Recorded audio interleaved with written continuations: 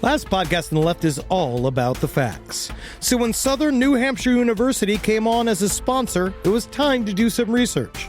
Turns out they offer more than 200 online degree programs, and get this, criminal justice and psychology are some of the most popular. Classes have no set meeting times, and tuition rates are some of the lowest in the U.S. Want to learn even more about SNHU? Visit snhu.edu/last. Insurance isn't one size fits all. That's why drivers have trusted Progressive's Name Your Price tool for years. Just tell Progressive what you want to pay, and they'll show you coverage options that fit your budget. Visit Progressive.com to find a car insurance rate that works for you.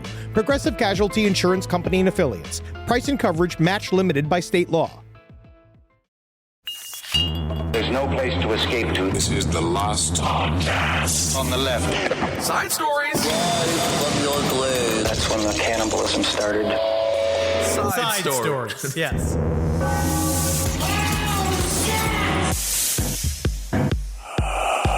Hold on, before the show, I have to slam down some of this Spring Hill Jack coffee. Oh, slam it down, baby. Oh, man, it makes me shit in a way that is inspiring. I love it, man. I read this story. I don't even want to cover in depth in the show, but there's a naked man on meth who ran through a wall. I don't think it's enough. But Spring Hill Jack coffee makes me feel like maybe I could do that. Like maybe I could just remove all my clothes and just fucking rip through a bunch of plaster and surprise a family as they're sitting down to dinner. Isn't that interesting? Like a coffee. I'm the turkey.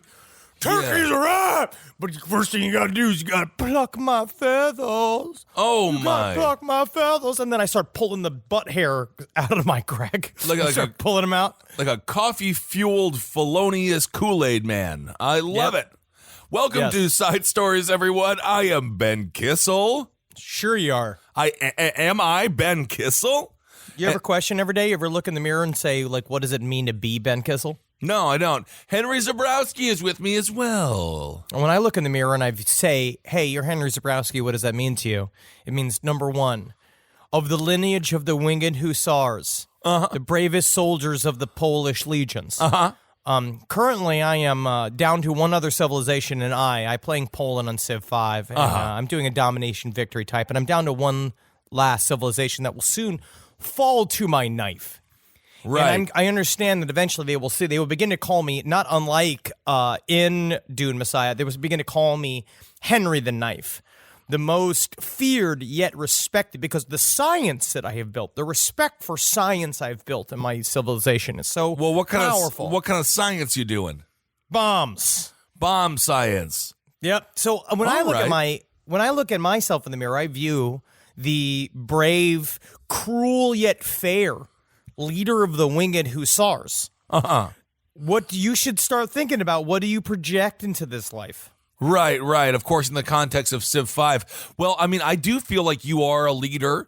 You do seem like, maybe the next extension of Kim Jong-un once he dies of gout-related illness, something to do with type 2 diabetes. I'll turn North Korea around. I think that you would actually do exactly what he's doing because you have the body of a leader of the Kim dynasty. If I was in charge of North Korea, I could flip it. You ever seen that house? It's like one of those house flippers, like one of those house flipper shows. Well, sure. I would do it with that dictatorship, make it the roller coaster capital of the world, get people to start showing up just simply for I'd go for a culture victory.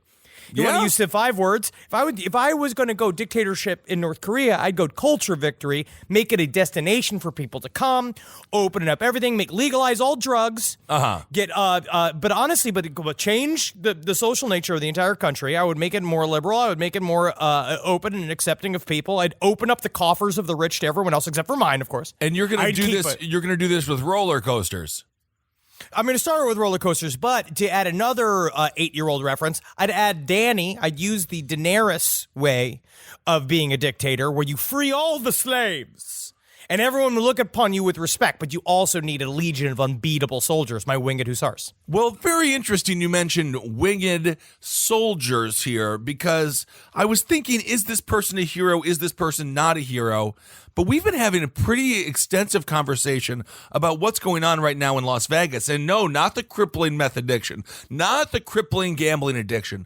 Evidently, there's a vigilante putting cowboy hats on pigeons, and they're little cowboy hats. But the thing is, it is technically a crime, evidently. And there's a lot of pigeon advocacy groups who don't think it's cute, who don't see them as little John Wayne pigeons, who see them as victims in all this, and I'm totally conflicted. I'm really surprised that you decided to lead with this story. Yeah, I mean, because also Papa John got divorced, so Papa John is out of the house. You know what I mean? Which is, I think that we have been so far correct. We've been the spearhead of this story so far. I do believe that we put our stamp on it. And Papa John is out there now. He's going to be seen on Hinge. And we talked to a couple people on tour this weekend that had seen him around the Louisville area, and he is definitely he's a wild card. He's in the mix. I don't know if he's no home. I don't know if he's a wild card. Everyone just said he looked extremely depressed. You don't think that he's not the literal definition of a wild card? I think he's emotionally unhinged, dramatically traumatized with the ousting of the only thing he cared about, which was his pizza outfit. Everyone said when they saw him, he just looked sad. I'll tell you what, there's a lot of people that have been they've been harping on me. They've been roasting me. Again, I appreciate the attention. I'm getting a lot of likes on my dog photos on my Instagram, the official John Schneider. You got to take a look at that. It's big. It's getting big. It's the wave. It's a cultural wave. I'm going to be on H3. It's huge for the youth. This can be a big time for me. Actually, it's huge. But at the same time, I'm now up to about 185 pizzas in 65 days. And I am now, but at the same time, I'm about to take it to 1 million dates in 300 days. I'm going to do this. I'm going to date all of Louisville. I actually think Papa John's might be the one putting the cowboy hats on the pigeon. No, he ain't got that kind of far reach. I think Papa John is now, because what is the first thing that gets in the way of you and your reckoning? We all know this, especially us married. Yeah, us married guys. That wife is my wife is a pesky obstacle. No, she's just on my revenge against society. Once a wife starts to see her husband licking guns, looking at knives in the knife drawer, once you start naming all the weapons in your house, like this is Raphael, Leonardo, Michelangelo. When you have maps of the city's understructure. Yeah. When you know where the subway, where all this, you have subway maps, but not like what you'd use for a customer, but literally the people that run the subways, you're looking at blueprints of the subways. When you're talking about reservoir access, if you're buying a lot of red Sharpies and making a lot of red circles on said map with arrows and names that you X out slowly as you look at them and think. I've been talking to my friend Elon Musk. I mean, obviously we hang out. Grimes makes an incredible jalapeno dip. You'd be surprised because she can't even eat it. She can't even. Her throat's too thin. What? She is a human cigarette. But I tell you what. Me and Elon have been talking a lot about what's a good way to get me a sound weapon that'll make people shit their pants really people are doing with this new subpar Papa John's. These new subpar Papa John's pizza coming out, and I tell you what, I'm a person I've had 185 pizzas in the last 67 days, and I know for a fact that the quality is dropping. So I want to do the same vengeance as Papa John's is doing slowly on people. I want to do it on a mass scale with a giant plane. I understand that Papa John made some mistakes. I think we all agree with that. But he is correct when it comes to Papa John's pizza quality going downhill. I have stopped Papa John's. I had 4 Papa John experiences in a row, back to back to back to back. And I was like, this was about a year ago because Papa was in the house. And I was like, maybe it was just a fluke. Maybe it was a fluke. But by the 4th time, I was like, no, something happened. They went cheap on something. Papa was the safeguard. He was the stopgap. They skimped on the cheese, the sauce, even the garlic butter isn't the same. So he is technically correct when he talks about the pizza going downhill. I do believe that chefs need to install and inspire a certain amount of fear in their staff in order for the food to be good. I really do believe that. That's why chefs, a lot of times, are very scary. And not a Mario Batali type fear, a Gordon Ramsay type fear. Gordon where it's you get criticized to the point where you cry when you leave, and then the next day, you don't make that same mistake again. You don't make that same mistake, but it's not about getting your bubbies licked or getting your poochie grabbed, right? You getting your poochie grabbed by the Batali. You punch him in the face. Obviously, you punch him in the face. You take those Crocs. You steal those Crocs off of his big sweaty Italian feet, and you push him down on the ground because that's the only way he's standing up because of the grip of the Crocs. Yep. But if you are a proper chef, they will be so afraid to make the soup too hot. They'll be so afraid to cook that salmon to an improper temperature. So yes, I understand why Papa John's Reckoning used to be contained in more of a vision for the company. But now that Papa John is out of the house, because she's about to take that money. Damn. How much do you think he's worth? What is Papa worth, do you think? Let's look it up. Let's take a look. I'm going to guess. Papa John's. No, I'm not even typing in his name. Oh, they know. Papa John's net worth. They know what they were talking about. If you're in the car right now, play along. I'm going to say he is worth $80 million. That's what I'm going to say. $80 million. That's it? That's it. $800 million. Off of garlic sauce? You don't think that Papa John's Reckoning is not going to be such a massive tidal wave? Like, with $800 million, I mean, obviously, he's almost a billionaire off of cheese. He's almost a billionaire. He is going to be such a dangerous person out there, and he keeps saying, like, he's acting like he's playing into the joke, and he's saying, like, a lot of people say I'm covered in garlic juice, but I tell you what, yeah, I did do it. Like, he's trying to act like it's funny. And if you follow him on Instagram, you notice he's putting some of the memes up that people are putting up. Like, We're normalizing him. Trying to lean in. We're normalizing him, and he's going to get in so deep to the American hearts, and then he's going to betray us with a knife in the back. I know this for a fact. He killed Jeffrey Epstein. He did a thing. He is deeply involved. I want to see his ties to the Trumps. I want to see the documents. I want to see where his ties are in Ukraine. I want to see where the money's being kept in the various islands, and he must have a Saint Papa John's somewhere. Honestly, I think the only thing he wants to do is make pizza. He doesn't want to have sex with children. I think pizza is so truly his innocent. love. I'm with you. I don't know if it's innocent. I just what if feel he like starts going, God Emperor of Dune, and he's like, what if I built a pizza out of people's souls? Like, he's not saying stuff like that, where it is about making a pizza. But I could totally he's calling see us ingredients. I could totally see him going Pinhead from Hellraiser 2, just having a totem made of human flesh that is then given to some weird DJ somewhere at some music venue. I could see literally him going be that far. frightened. You should be frightened right now. If you're in the Louisville area, all right? If you're in Louisville and you know if you see Papa John, number one, buy him a cup of coffee and say, get on his good side. Get on his good side. First of all, because we need an agent on the inside. If you're listening to the show and you see Louisville, if you're in Louisville and you see Papa John out there, I want you to be an ambassador. I want you to get on the good side. You got to get in. You got to find out whatever La Quinta he's staying in right now, because his wife won't let him stay in the house. $800 million, buddy. You know he's staying at a Sheridan. He's at a Sheridan. He's a fancy man. But, well, I mean, obviously, we've already probably dedicated an hour total in the last 3 weeks talking about Papa John. So I think that now, if we could get some insider information, that'd be really great. If you're a beautiful, busty woman, I'm going to say that his tastes probably run, if you're between the ages of 35 and 45, honestly, I bet you he is like solid cougar territory. I truly believe it is not about the sex. If you I know. Just show up with a fresh mozzarella. You show up with some great pizza basil, anything like that. Real basil. And it doesn't matter if you're a burly boy like Henry and I, or a beautiful busty gal like all of our wonderful listeners. Kessel, I do believe that if it's going to help if you're a busty gal. But probably. But it's not about you. It's just getting on the inside, gain his trust. Do the thing where you close hug him real bad. But it doesn't. I believe you, John. And then you press the breasts closely to his chest, and then he sees like, maybe she is going to save me. Are you going to be the one that saves me? Like that song. Yes, it is kind of like that song. Now, I just feel like when it comes to the wife, I don't know the inner workings of their marriage. It does seem like John Schnatter is a bit of a prickly fellow. Well, yeah, he's got high standards. Yes, he's got the highest fast food pizza standards anyone can demand. But it seems like his wife is bailing during the hard times, and I'm pretty sure. It is the story of Bobcat Goldthwait from Scrooged. When he loses in the afternoon, he loses the job.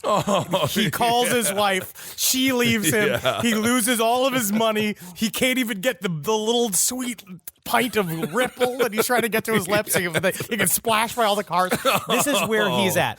But this is why it's really bad. This is a time where we can weaponize our busty listeners out to go and speak to Papa John, try to soothe him, try to understand him a little bit, but also find out if he's got documents about where satellites are in the sky. Yes, that's a very good That's point. the big thing. But is why? that you find out if he gets anywhere close to any sort of power plant or Right. a water desalinization plant, you got to tell us immediately, and we have to call the FBI. Oh my God, honey! I'm pouring I got this tap water here, and it's nothing but garlic butter, Papa. He finally did it. The golden wave. That's what he calls it. It's just like presently, the golden wave of death. You will all die of diabetes, one toe at a time. Thank you, Papa. Let's just, all right, let's leave Papa alone. We're going to leave him alone, but yes, give him a hug if you see him in Louisville. He is sad right now. But what's stopping him? Understand, but this is not about pure sympathy. Understand that when you get close to the center of the eye of that hurricane, right, you too will either become complicit or a victim. So know that and understand that your standards and your principles might be compromised by his charm. Yes. He'll talk about his car. He'll talk about that 77 car of his that he just loves. As a matter of fact, if you go on his Instagram, he has a full, what is it, like 4 paragraphs? He's like, you might not know the story of my car. No, it's a big deal. It's a big deal. I just saying, just get it out there. Just know for a fact that he is a chaos wizard, and he is very dangerous. But Henry, why doesn't he just start another pizza restaurant? Can't he just do another one called like John's Pizza? So it's when Ozymandias was thrown from the height of his civilization, do you think he just went on and made some new other series of franchise civilizations? You can. No. He made one standing work that we are supposed to look upon in despair, seeing the previous power of his massive civilization and how with just the winds of sand, it is turned into rubble. But what if, this is a big what if, 5 years down the road, Papa is back in control of Papa John's. The pizza is back on track. I don't think any of this is happening. I don't think he's getting back in. Well, they do have to fix that pizza. That's all I know. Anyway, I started talking about this damn cowboy hat pigeon. I wanted to talk about pigeons because I was going to do this. Let's finish this up. Let's finish this up. Finish it. This is going to be the whole. This is the whole episode. There's pigeons in Las Vegas wearing cowboy hats. It's amazing. Howdy, partner. I'm a pigeon. All right. What's wrong with you? So the pigeon people, the pigeon representatives are against the hats on the pigeons. But is it because they're being stapled to their heads? We don't know how. This is the controversy. No one knows how the hats are staying on the pigeons. Are they glued? How? Are they stapled? We don't know. They could have little bands. So there is this woman. Her name is Maria Hillman. Now, what does she do, Henry? What do you think she does? Okay, she harvests breast milk for Hillary Clinton's. No, I'm gonna call him Hillary Clinton's house. So they can have breast milk cheese.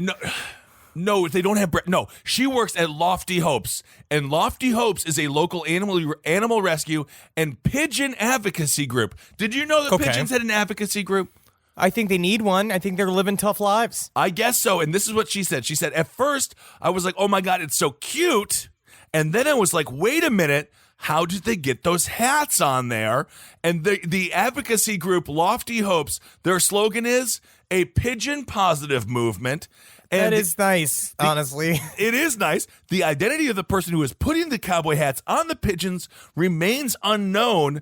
But this is the question Hillman had. Did they glue them on? What does that mean?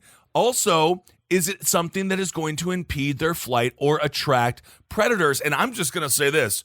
A cowboy hat doesn't attract predators. A cowboy hat detracts predators. That's why the cowboys wear them. I just want to know whether or not is it fucking with their eating habits or their mating habits. And because if not, I'm going to go down a limb here and say it's technically just art. I think it's adorable, and that's why or it's fashion. It's fashion. And you saying as an advocate for pigeons, Do you want pigeons to look less impressive when they're hanging out with other birds? But I just don't know. You don't that's think what a I'm pigeon saying. doesn't feel inadequate sometimes hanging out with an eagle? Of Even course hanging they out do. with a chicken?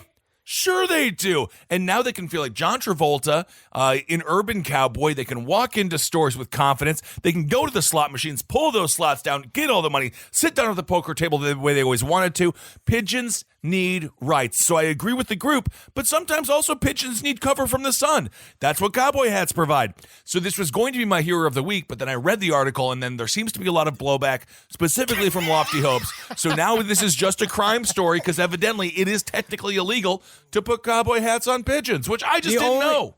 If you're going to honestly, if you're going to arrest the man for putting hats on pigeons, I say, are we going to arrest Versace? We can't, he's dead.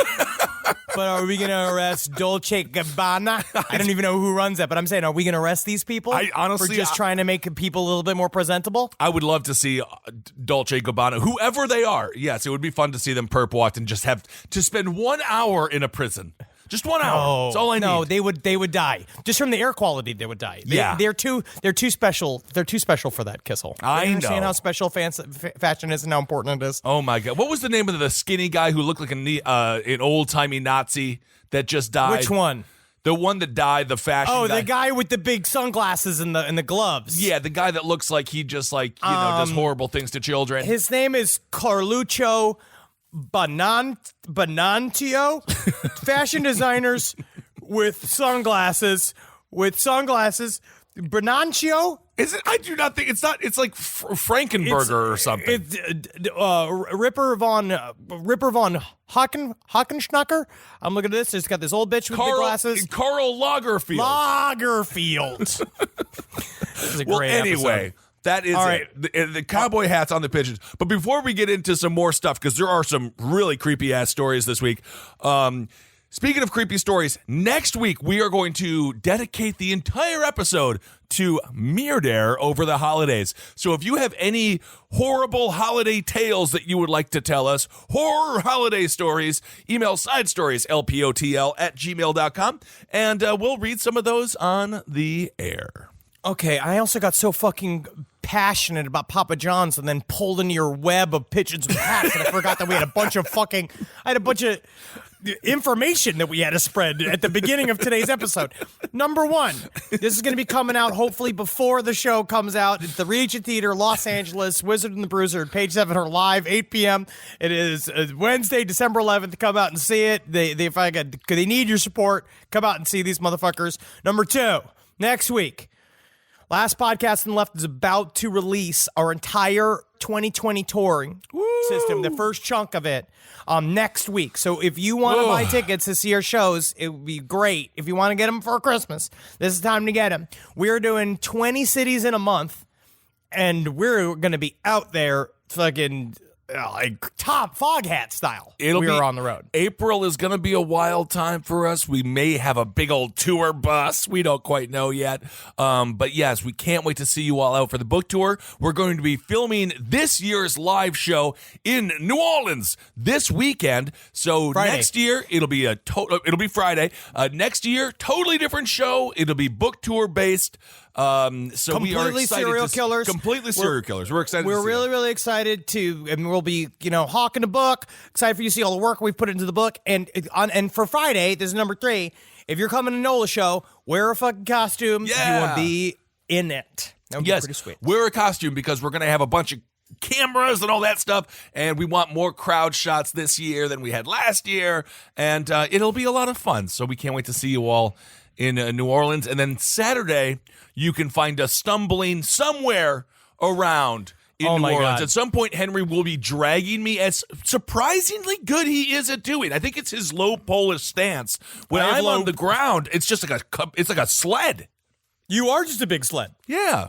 It'd be nice to put things on top of you and use you for something useful. You Papa's in the house. Papa's out of the house. I know. Papa's not going to have a house soon. No, Papa's in the hotel. Papa getting divorced. He's still sitting on commas. But she's going to kinda get $400 million Yeah, dude. just for being fed up. Just for sucking Papa John's cock. Like 8 years ago, 8 times. Yeah. That's it. That's all you got to do, ladies. All right, here we go. This is a story that I'm very, very excited about. I've been really getting to, because I've been watching Hellier season 2 quite a bit. Yes. Really getting deeper and deeper and deeper into more anomalous activity. So this is a really fun story out of Chicago, the O'Hare Airport. Trucker reports 7-foot-tall person with wings near O'Hare International Airport. This comes from the SingularFortean.com by Tobias Wayland. Manuel Navarrete of the UFO Clearinghouse received a report recently from a man who said he was standing outside of a cargo dock at O'Hare International Airport in Chicago when he spotted a 7-foot-tall person with wings just outside of a fence by the parking lot. The sighting reportedly took place at approximately 6:30 p.m. on November 26. According to the report, I was at the airport picking up a load at Nippon. I was already backed into a dock and I was standing away from the truck smoking a cigarette while they loaded my truck. I was looking towards the runways in the directions of the tunnel, and that is when I noticed something that looked like a large bird standing just outside of the fence by the parking lot. It was not hard to miss because 2 street lamps were nearby. It looked like a person with wings that were stretched out and flapping. It was walking away from the fence toward the open field and then began to flap its wings and disappeared. Nevitt was able to speak with the witness over a phone. Is it possible, Henry, that this was the ghost of Carol Spinney, the man who played Big Bird, who died this week? No, we know he's in hell. Henry Zabrowski, you're incredulous. He is not in hell. He's not guilty of any crimes, right? No, he's big. He is. You are just your brain. Elmo was. Elmo was a whole nother thing. Also, no, Carol Spinney was just Big Bird. He was just Big Bird. I love that. I love Big Bird. Okay. I watched the clip of Big Bird singing "It's Not Easy Being Green" at Jim Henson's funeral. And then I thought about how sad that is that they made him fucking get in a costume for the funeral. He couldn't even sit there in a fucking... it had to be a gig. I understand, though. It's important. It's a whole thing. I know it's an honor. I don't mean to be an asshole. Absolutely. I don't mean to be an asshole. I'm sorry for everything. Okay. I'm sorry for everything. There you go. Yeah, keep on saying it. I just thought what he said, the way the man who saw this object, who saw this humanoid, said that he worked for the airline. Okay. And he mostly spoke Spanish, but the way that he described him, he said it looked like a demonio or a duende, which is a demonio is demon. It sounds like that. I mean, a duende is a goblin. Hellier, and was solid black. The witness said he saw nothing that looked like eyes, and he assumed the creature might have had its back turned to him. He stated that it walked with a gait like a bird, and that it was flapping its wings as it walked towards a large field that was by the runways and disappeared into the night. Damn. He said he quickly did the sign of the cross and asked the Virgin Mary for a projection. He put out his cigarette and quickly walked back to his truck. When asked him why he did that, he stated that he felt a presence that was evil and was convinced that he had seen a demon. When he asked to elaborate on this statement, the witness refused to talk about it anymore for fear of it coming back, which I think is very interesting because Mothman was famous as being a harbinger of doom. Interesting. I mean, it's people who fly regularly, like Henry and I, extremely horrifying. If I find out my plane gets taken down because of some demon, I'm gonna be real mad. Honestly, it's great for the brand. But there are several other sightings that have been reported in the same area of a giant flying humanoid. I love flying humanoids. Mm-hmm. It's one of those very mysterious things in the world of cryptids that is just really about shaking up reality. And again, when you see these things... And again, watch again and again. Watch season 2 of Hellier. That is if you are a true student of the occult, you will get why the show is the way it is. It is a full-on example of how if you want to tackle this kind of paranormal activity, this is the way you do it. It's everything. It's UFOs. It's the paranormal. It's ceremonial magic. It's all of the shit wrapped into one. And what this shit is doing is imagine that there is, if it's not a direct intelligence, but there's something that is on top of our dimension that is legitimately poking you in the forehead, in your third eye, saying, pay attention to me. And it's mostly about kind of like a Buddhist cone. The point of it is not necessarily to get proof. It is about the seeking of the knowledge, and asking the question. So it's about the journey, not the destination. I think It's about the Aerosmith friends said you that. make. They did. It's about the friends you make along the way. Right. And so here we go. So this is several other sightings of the same humanoid have been seen, including an October 30th sighting of a large winged humanoid in Park Ridge. There was an October 29th report of a winged humanoid accompanied by several other beings, and on October 19th sighting of a giant-sized bat outside of the Edward Hotel in Rosemont. And then October 5th there was sighting of a tall creature with bright red eyes and large wings near the O'Hare Airport, which is so this shit's been fucking popping off. It's horrifying. Is there any significance to it being by an airport? Maybe they can use the wind flow as the planes take off, kind of Tokyo drifted a little bit. If I saw a humanoid just like making love to a plane like he thought it was a big girlfriend, that'd be kind of cute. That would be kind of cute until it drains all the oil as it performs cunnilingus. Well, speaking of airplanes, Henry, I think you'll find this story interesting. Swati Rooney Goyle, which I love that name, Swati Rooney Goyle. I think that's how it's pronounced. She was wearing a Hail Satan shirt. Yes. She was wearing it ironically, and she boarded a flight. I want to say it was American Airlines. And evidently, she's a 49-year-old chick from Key West. Evidently, the airline crew at American Airlines was so offended, they forced her to put a sweatshirt on over it. And I just feel like I don't want to. This is one of those areas, even though I'm not a Satanist, but if I did ironically wear a Hail Satan shirt and someone forced me to put on a shirt, I would actually take a stand. I mean, unless we had to get to a show or something, but I would take a stand and I would be like, no, absolutely not. That's completely insane. She didn't want to go through the hassle, so she just put on her boyfriend's sweatshirt. But I tell you, sometimes I will say this, and I'm ashamed to admit it. Sometimes you wonder, is the fight too much? I'm not going to equate it to the same pain that the people in the LGBT community do, but it's really that's close. probably for the best. I don't know if it really is. The idea, no, it's so close. But the idea that I have to hide who I am when I go to the airport. Yeah, but because I don't want to get pulled aside for extra questioning. Because I notice that every time I wear an evil T-shirt, I always get pulled to the side, or I wear something that's vaguely. That's fashionably forward. Well, I just feel like it might be your overall gritting of your teeth, the anger in your crown of your eyes, just the way you furl your brow and sort of mutter under your breath, I'm going to fucking kill you all. God damn it, I hate this. Sometimes Natalie says I project a lot of energy. Right, angry energy. So maybe it's that, not the shirt that says nothing but with two T's, trouble. I think it might just be more of your personality. But this woman, American Airlines has since apologized. She says it's an ironic shirt. This is what she told BuzzFeed News.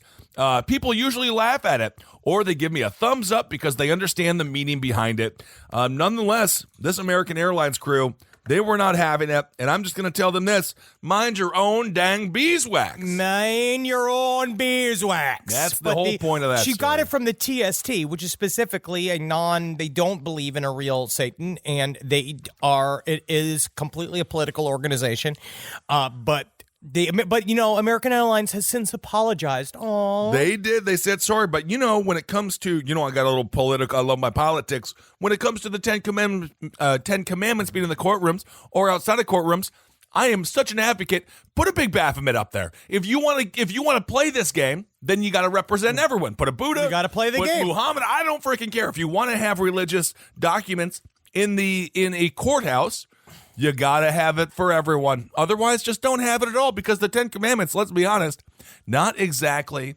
applicable to the court of law. I mean, some of the laws are specifically adopted for the law, like don't murder and stuff. But the stuff that's like don't be jealous of your neighbor's oxen, who gives a shit? Don't covet your neighbor's wife. Have you seen Pornhub? Half the time, the neighbor's husband is a cuck in the corner. That's all he wants, you to fuck his wife. He loves it. But I would say, I got to watch Jesus on a fucking shirt. I got to look at Jesus on a shirt. I can't put a big naked woman with fucking a crucifix up her pussy on a shirt and walk around the airport. That's got to be my right. That's my right. Well, that's my right. I got to see your blue-eyed Jesus screaming nailed to a post. Meanwhile, I can't wear my shirt that's got two lizard women 69ing each other with a bunch of roses up their assholes? Come on. I guess Honestly. you probably could. What is the difference? What is art then? Like the guy who paid 120 grand for the stupid banana Oh my God. taped to the wall, and then another performance artist came in and ate it and said, "That's art too. Sorry, fuckers." Right? Oh my God, that was so crazy. Yes, Henry, I would fight for your right to be horribly, horribly offensive, even in front of children at an airport. Nothing will be more offensive than when I saw children, and you see this all the time as you travel, wearing MAGA hats. And I'm not making a political statement here. You can listen to Abe Lincoln's Top Hat for that. They're But asking no to children, be confronted. No They're asking to be children. confronted. Yes, no children should ever love the president. I just don't believe it's right. No kids should ever. I never liked the president. Never trust a president. No, you never Don't should. trust any president. None of them. I don't get it. Anyway. But This podcast is brought to you by Squarespace. Squarespace is an all-in-one website platform that helps you stand out online. Yes, that's right. You don't have to smash your face with a hammer. You can just start a business. It's got everything you need on Squarespace, from securing your domain to building a professional site and showcasing your work all in one place. Let's say you want to show everybody how you can carve your ribs out of your lower abdomen so that you look more like a Ken doll. That's amazing. You can bring your vision to life with AI-powered design or curated templates, plus flexible editing tools that helps you create something that truly reflects your style, especially if you are somebody that is trying to corrupt the young men of America. That's what Squarespace is really going to help you. Squarespace makes it easy. It makes it easy for you to put all that together, and you just go to Squarespace and do it all. Thanks, Braden. Head to squarespace.com/left for a free trial. And when you're ready to launch, use offer code LEFT to save 10% off your first purchase of a website or domain. Is there anything better than a summer evening outdoors? Enjoy your space to the fullest with new greenery from Fast Growing Trees. I love a big, thick bush. Fast Growing Trees is America's largest, most trusted online nursery, and they can send me a big, thick bush any time of the day. It arrives at work. It arrives at my car. I can pinpoint on a Google map where it is. Send me a big, thick, brown bush. And they send it immediately when they have it, because sometimes the shaver comes to town. I remember one time I ordered a cherry wood tree from Fast Growing Trees, and my God, I couldn't cut it down no matter what my father told me to do. I had to lie to him about it, and next thing you know, I became the first president of the United States of America. And even you can become the first president of the United States of America with Fast Growing Trees. Right now, get up to half off select summer planting essentials, plus get an additional 20% off your first purchase with code LEFT at checkout. That's an additional 20% off at fastgrowingtrees.com with code LEFT at checkout. Offer is valid for a limited time only. Terms and conditions apply. Summer schedules can get busy fast with camps, vacations, sports, family time. And, every single time Carmi eats a block of dark chocolate, we got to take her to the emergency room. You know how much time that takes, all right? IXL makes it easy to keep learning part of the routine in just a few minutes a day. IXL is an award-winning online learning platform that helps kids truly understand what they're learning, whether they're building math confidence, strengthening reading and writing skills, or reviewing science concepts. From pre-K through 12th grade, IXL offers personalized, interactive learning that adapts to each child's level and pace, which is great because Carmi has been really slow in biology, and Wendy has really been struggling with American history, mostly just because she doesn't agree with the way it's being taught. So it's really important. You make an impact on your child's learning. Wendy, as soon as she gets her chicken, she is ready for all of her lessons. And Carmi just really has to eat 5 or 6 bites of liver, beef liver, chicken liver, and then she can really get down to, I'm hoping this is the year she reads To Kill a Mockingbird. So really, IXL, thank you. Make an impact on your child's learning. Get IXL now. And Last Podcast on the Left listeners can get an exclusive 20% off at IXL membership when they sign up today at IXL.com/left. Visit IXL.com/left to get the most effective learning program out there at the best price. All right, I know what you're thinking. I like to go banking, but I don't want to give to these big old banks all the time that cater to the 1%. Well, go ahead and get yourself hooked up with Chime. It's banking built for you, not just those rich jerks. And they got thousands of fee-free ATMs because why pay to get your own money? Chime is working for you, man. You get your Chime card, you're going to get travel perks, you're going to get into airport lounges, you're going to get those chicken thighs. You know, every time I go to an airport lounge, I get chicken thighs. And you know what I say whenever I see a plate of chicken thighs? Give me more.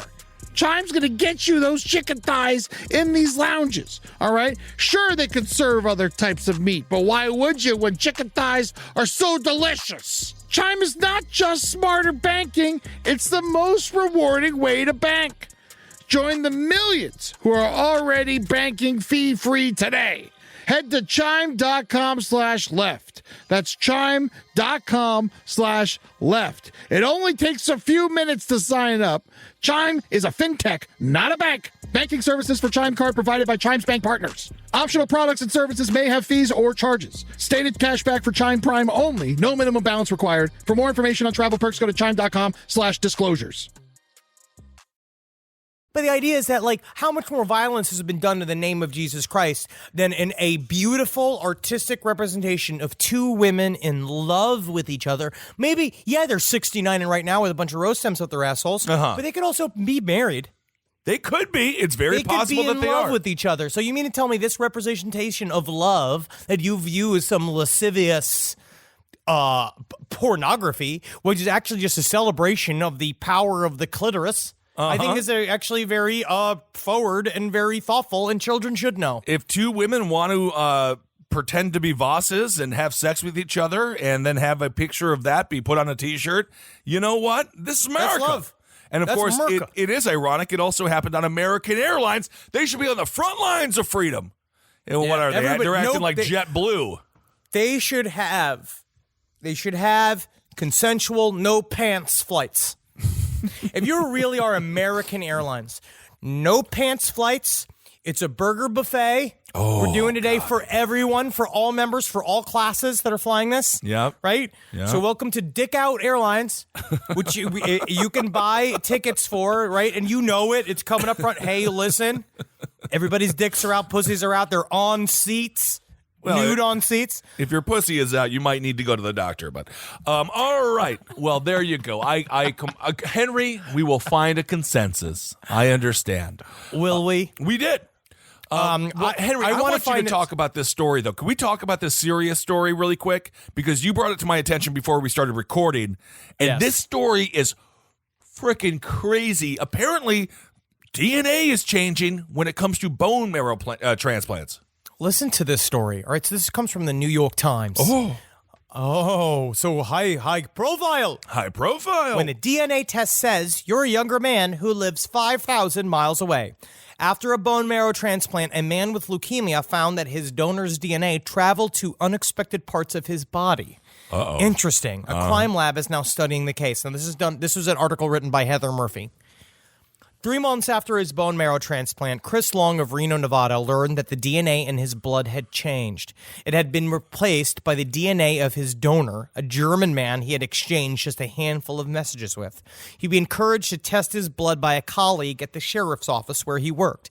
He had an inkling this might happen. It's the goal of the procedure, after all. Weak blood is replaced by healthy blood, and with it, the DNA it contains. But 4 years after his life-saving procedure, which I didn't even know, I didn't even know that. I didn't know that either. It's like totally insane. Yeah. It was not only Mr. Long's blood that was affected. Swabs of his lips and cheeks contained his DNA, but also that of his donor.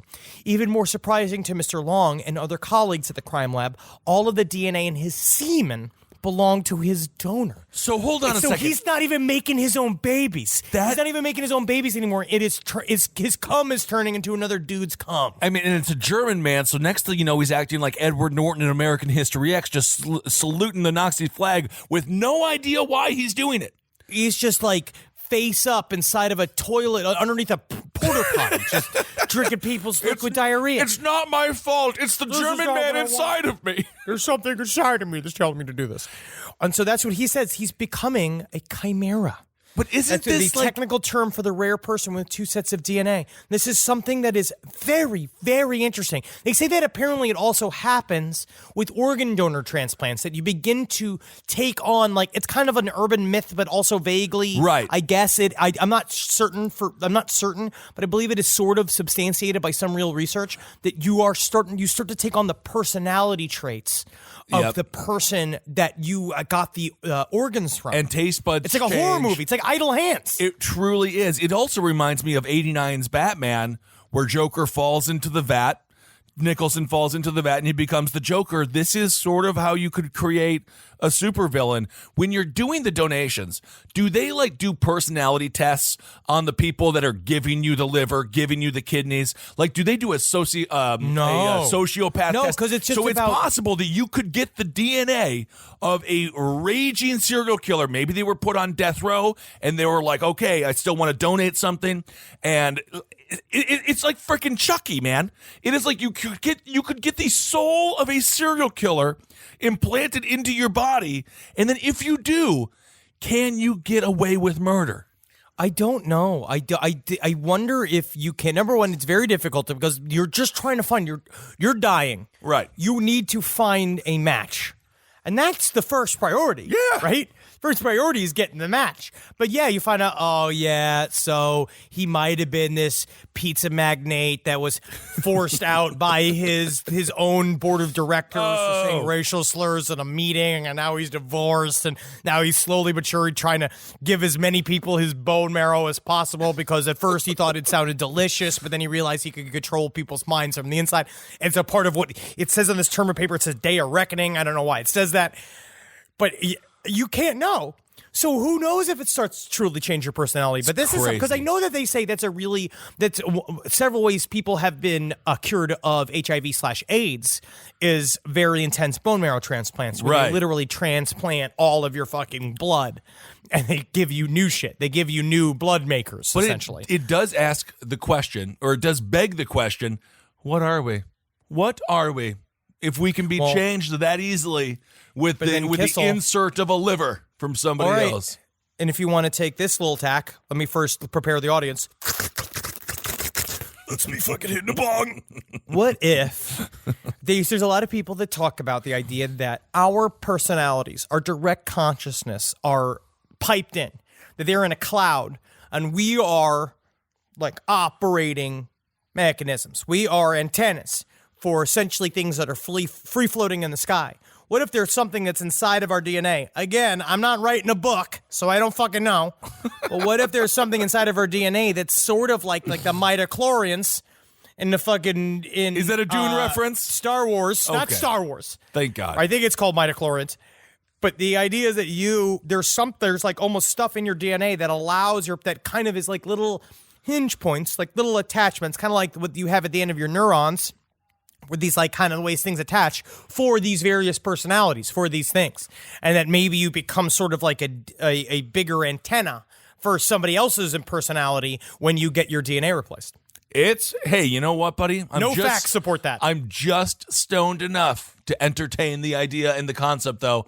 It is endlessly fascinating, and it will be interesting when at some point this will be the defense of someone who just shoots up a mall and just been like, I never would do this, but I got my pinky replaced by my trigger finger. I cut it off in a saw accident and I had a different one put on. Turns out that was of Dylan Roof. So that would be crazy. It will be crazy. It is like Idle Hands. And anyway, that story, I just had no idea that could even happen. So interesting. And I'd like to say, as a society, I'd like everybody to... Well, for our listeners, too, if you have any expertise in this field, please email us. We got some really good responses about what the hell it means to be, what the difference between manslaughter is. Basically, it's like the concept of, first degree, you premeditate the murder, there's a plan, you do it. Then there's involuntary manslaughter, which is like essentially you just didn't mean to do it. Yeah, well, speaking of murder, we could talk briefly about this story. There was a Saudi national. He killed 3 people. I'm sure you heard about this. It made pretty big national news. It was at the Naval Air Station in Pensacola. The dude's name is Mohammed Al-Shamrami.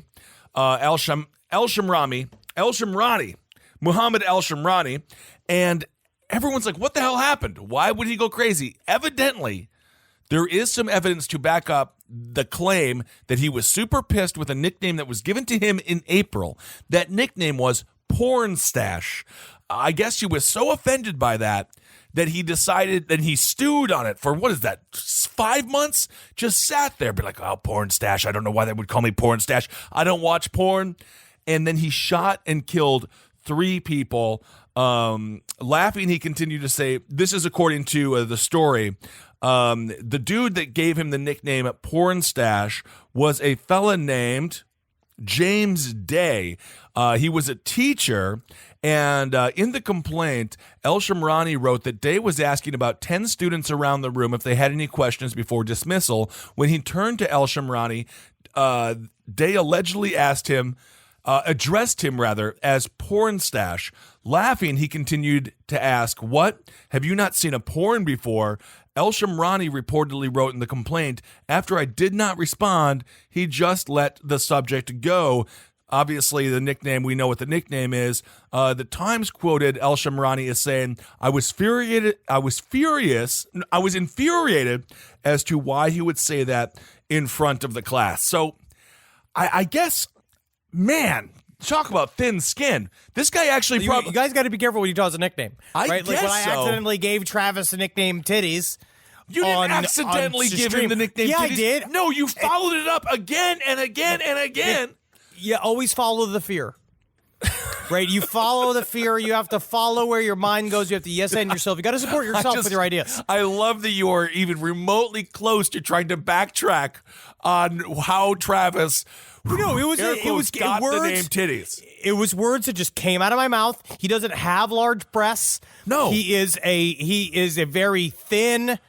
He is thin and masculine. No, you have an Eric Cartman-like devil that is screaming inside of the corner of your brain, and that's the nickname that you wanted to go with.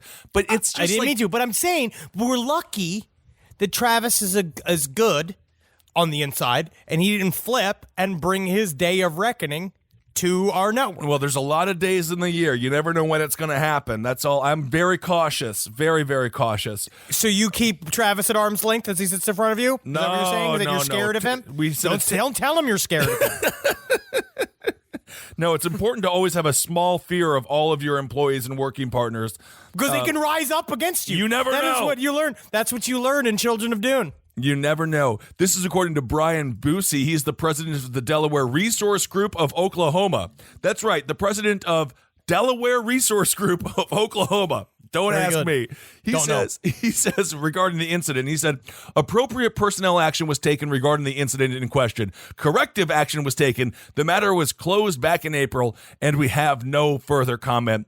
But this is why, we talk about the roast culture that we live in with comedy, and we're not big into the roasty world.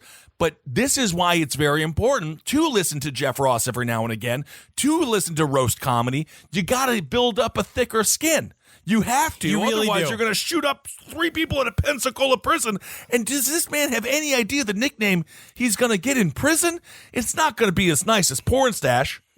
I mean, he might get the same one. He might just get the same one, and then you have to live with also them when forever. it comes with the nickname, you're mad about it for a while, and then eventually someone calls you Porn Stash in jail, and you're like, you know what?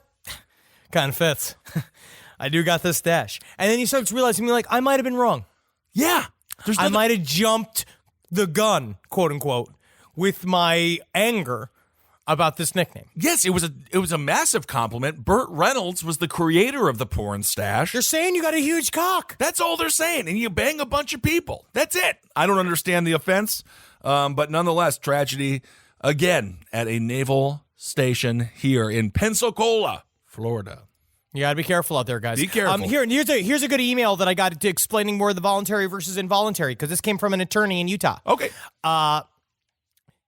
Henry, it did say Henry was kind of spot on, which is nice. Voluntary manslaughter is the killing in the heat of passion as a result of quote-unquote adequate provocation. Now, obviously, this is in the United States, but the case we were talking about last week was in Europe, so who knows what the hell they say.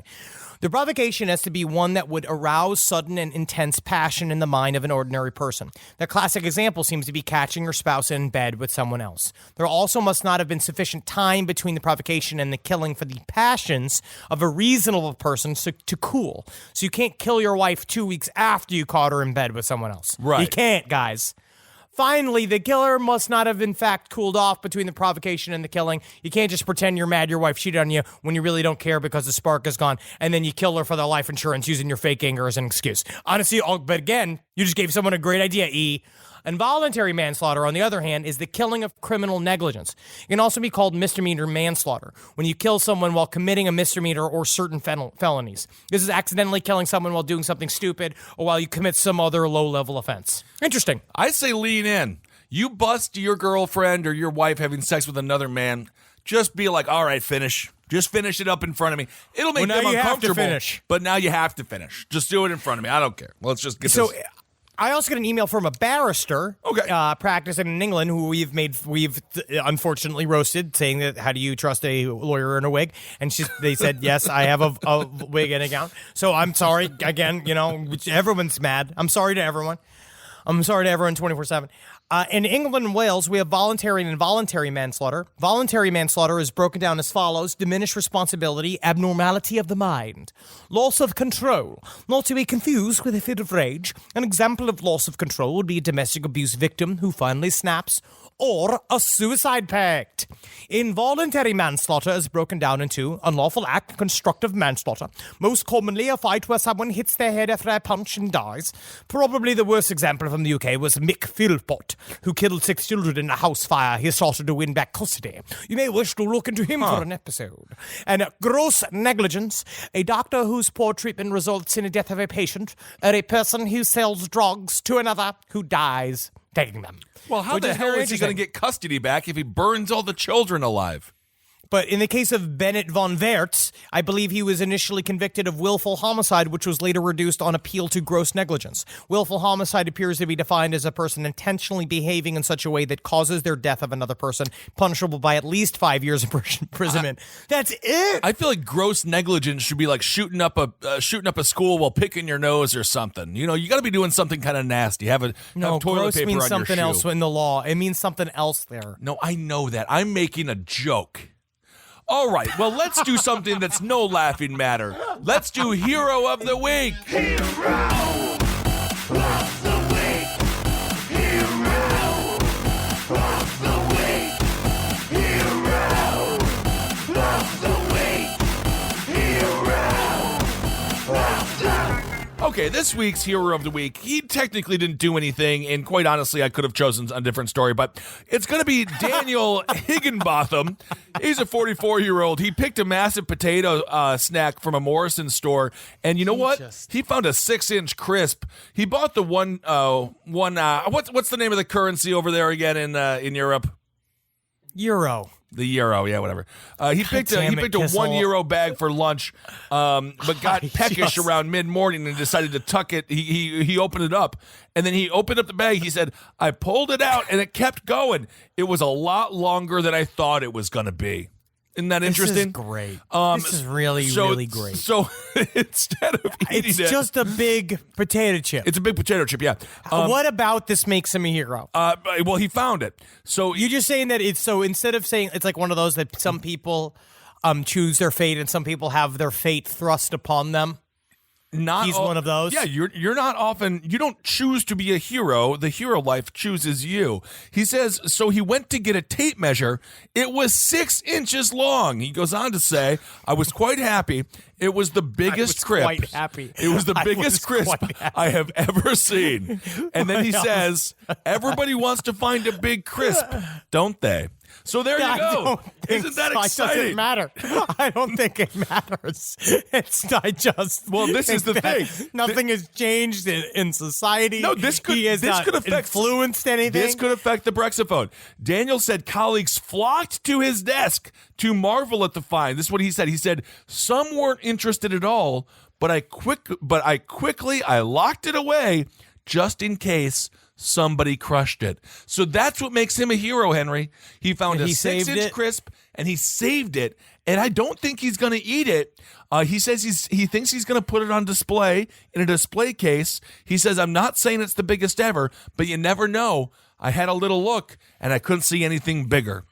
So isn't that nice? It's like, you know what? Honestly, it is really nice. And it is technically very nice that he did do it. It is. And speaking of the hero life choosing you, he says, I'm not even sure why I bought them. He said, I was drawn to them that day. I swear. I swear to God. Yep.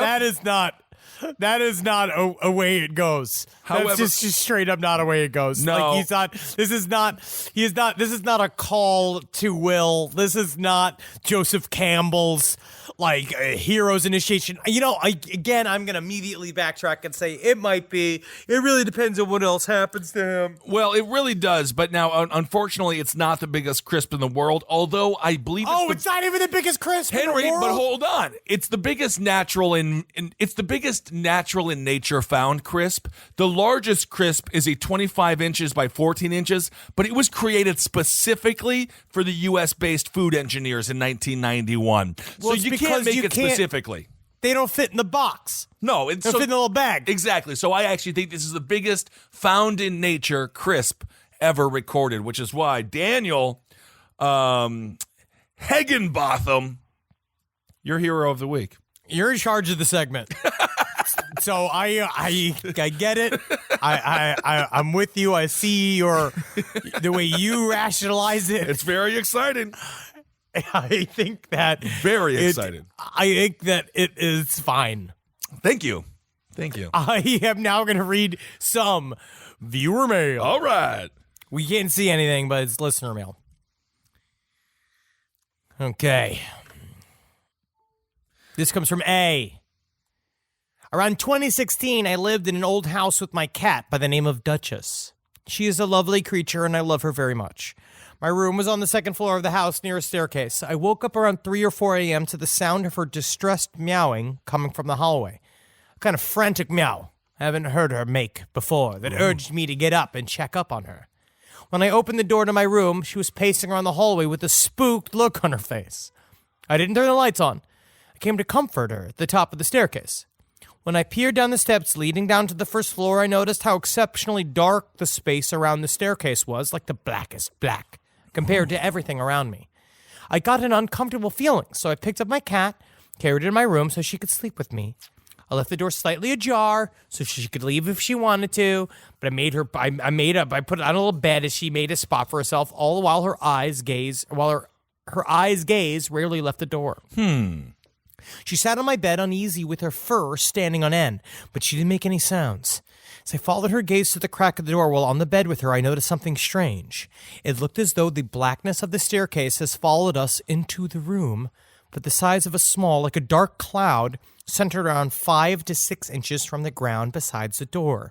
As I kept staring at the blackness, it seemed as though reality was distorting in that one spot. It's hard to explain, but it's like in that darkness, I had shapes formed inside of it, and I could make out a shape of 2 heads moving separately from each other, and then I could see 2 bodies.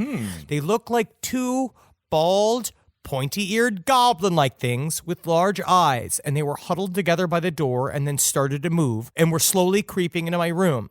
It wasn't like I couldn't see them totally physically manifest, but it was like an outline of 3-dimensional forms of 2 distinct bodies, and I could feel like they were living things, which is a strange experience to convey with words. It's not the first of its kind in my life. They started making their way closer to my bed, and I could see that they were fixated on my cat. I didn't like the vibe these things were giving off. They felt hostile, and I started to get freaked out, so I told them to leave out loud in a panic. I heard that words powered by intent can be powerful to these kinds of situations, but they seemed to completely ignore me, and I could still see them advancing forward, moving closer to my bed.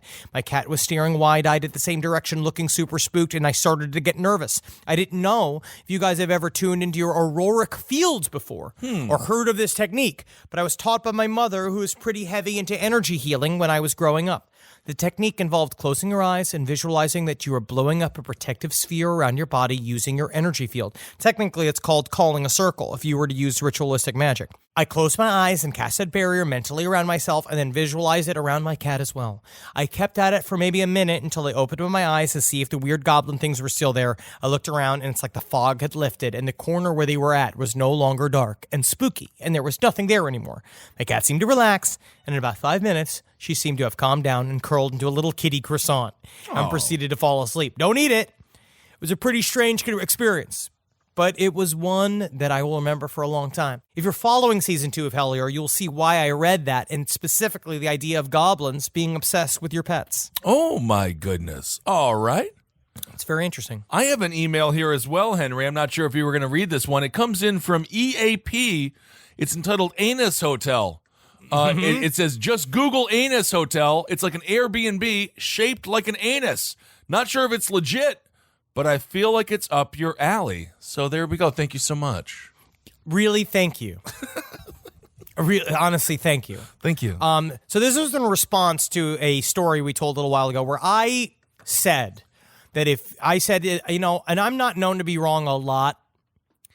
I'm Is that pretty right? on the money. I'm on the money most of the time. Is this People know something that someone has told you, or is this something that you're sort of saying? No, absolutely not. You know what? You could say something to yourself, and it's like somebody else is saying it to you if you do it in a funny voice. That's true. That's true.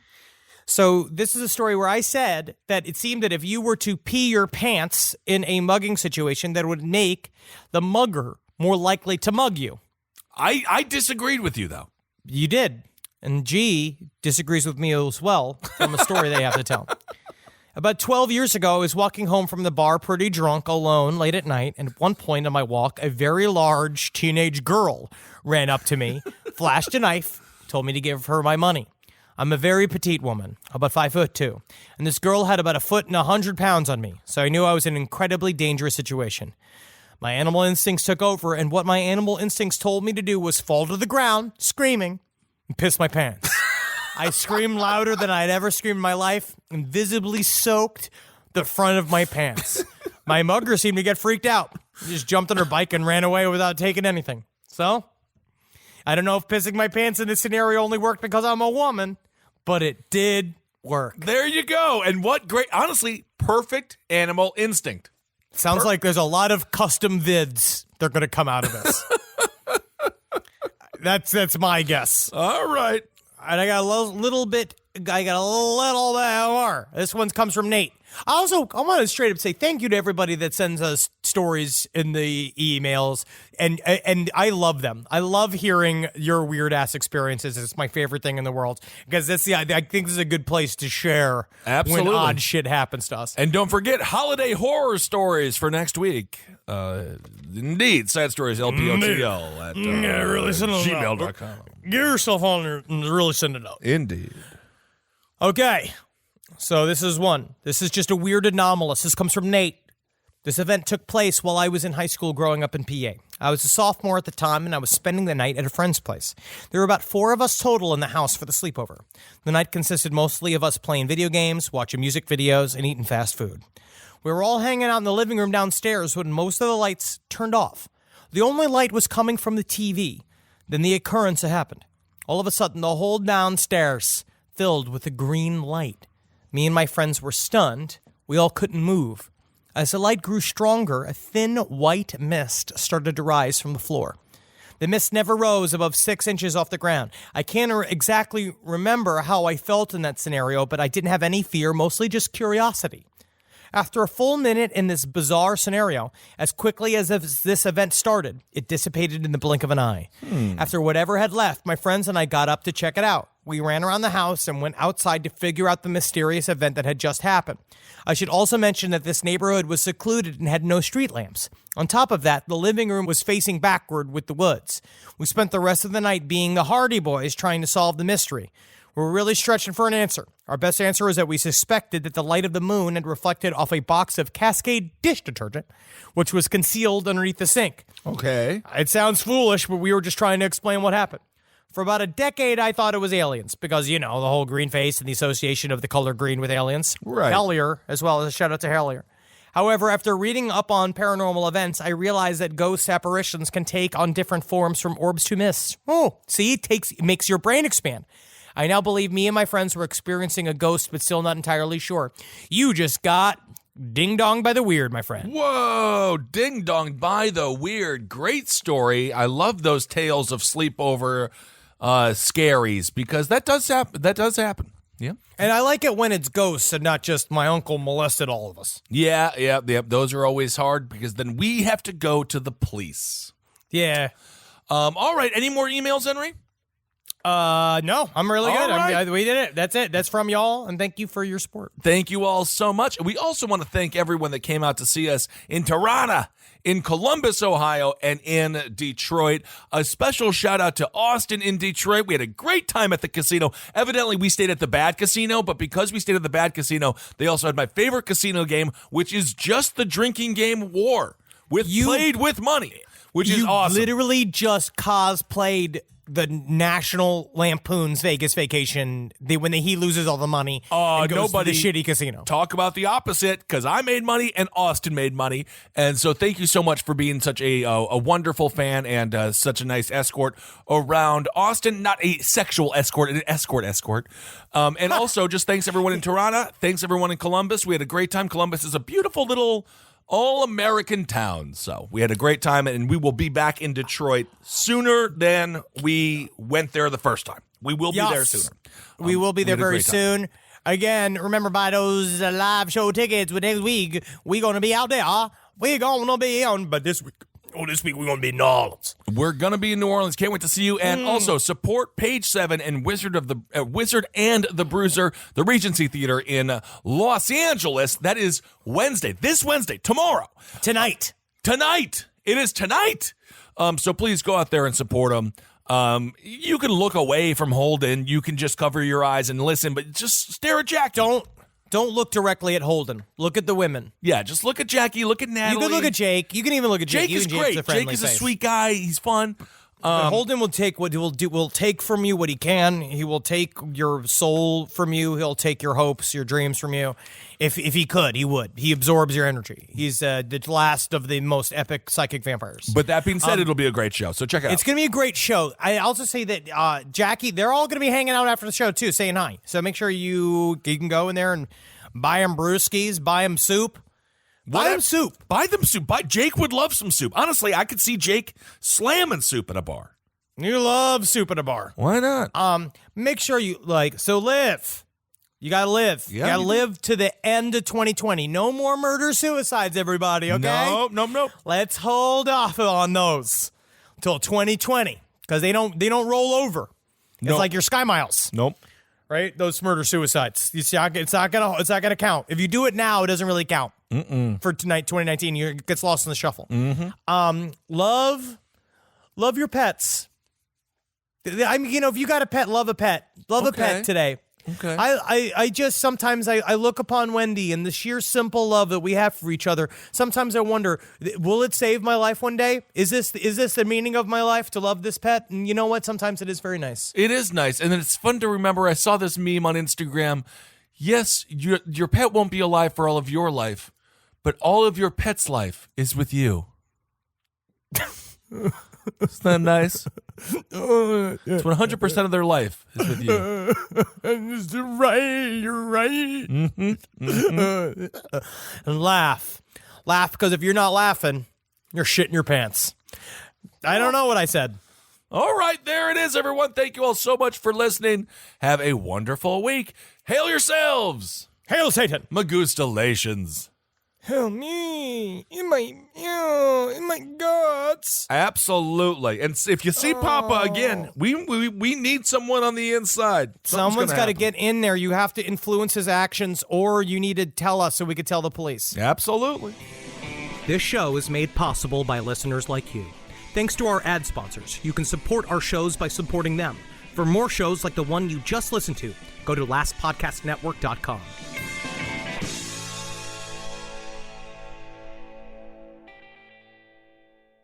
Hey, podcast listeners. Mr. Ballin here to let you know we are now publishing 4 times a week on my podcast, Mr. Ballin Podcast, Strange, Dark, and Mysterious Stories. That's right, you'll be getting 4 new episodes a week covering unbelievable mysteries, chilling true crime, and stories so strange they sound made up. But they aren't. They're all true. Don't miss an episode. Listen to and follow Mr. Ballin Podcast, Strange, Dark, and Mysterious Stories, wherever you get your podcasts or on YouTube. Hi, I'm Angie Hicks, co-founder of Angie. One thing I've learned is that you buy a house, but you make it a home. For decades, Angie's helped millions of homeowners hire skilled pros for the projects that matter. Angie, the one you trust to find the ones you trust. Find a pro for your project at Angie.com.